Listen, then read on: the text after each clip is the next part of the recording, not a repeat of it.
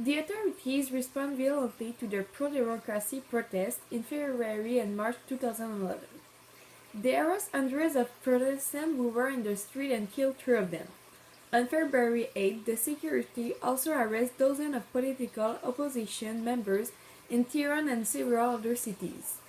Few days later, they placed the two opposition leaders, Mousavi and Karouri, under house arrest because they did not agree with the government's policies.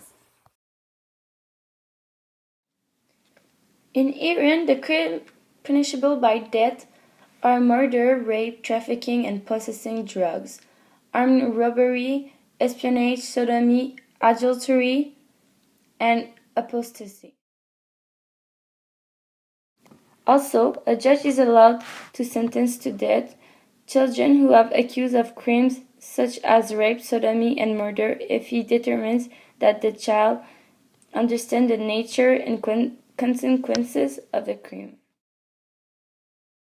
First of all, approximately 36 people who are mostly bloggers, journalists, and authors got arrested because they shared their opinion on social media website. What we conclude is that the government controls the social media and arrests people who doesn't think the way they do. Secondly, the government stopped the 28th October the distribution of the newspaper The Reformist Daily because it published a controversial article to question a historical event in Shia Islam. This means that the government look and only publish what it wants to see and can control what people know. To conclude, the government slowed down the internet speed, blocked websites, and they also jammed foreign satellite broadcasts. This means that the government want to control what people know. The less they know, the less chance they are gonna do a revolt.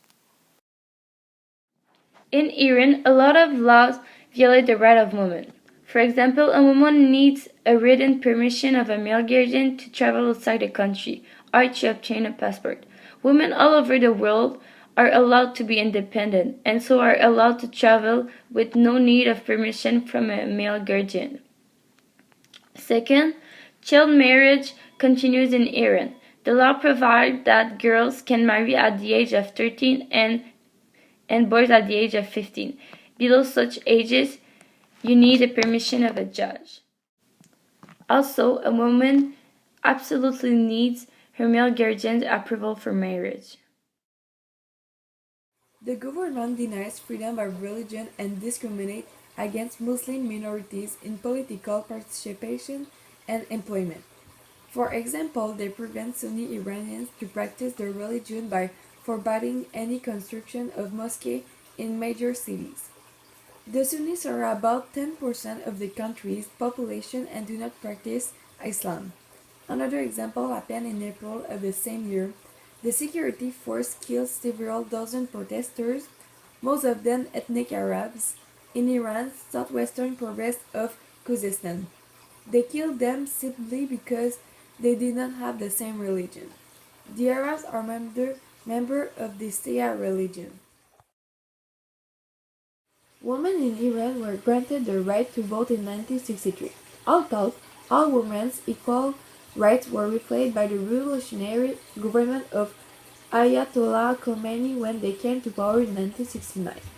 They were not allowed to participate in any government decision, were forced to dress by the law, and the government eliminated all their women's organizations. Women were left with no power and rights. Before the revolution, women were really downgraded. Their legal marriage age were pretty low. They didn't get any maternity leave or right to divorce. They were obligated to ask a male guardian to get a passport or simply traveling outside the country. Women were subject to a lot of discrimination. Also, American missionaries established new schools only for women in the city of Urumia.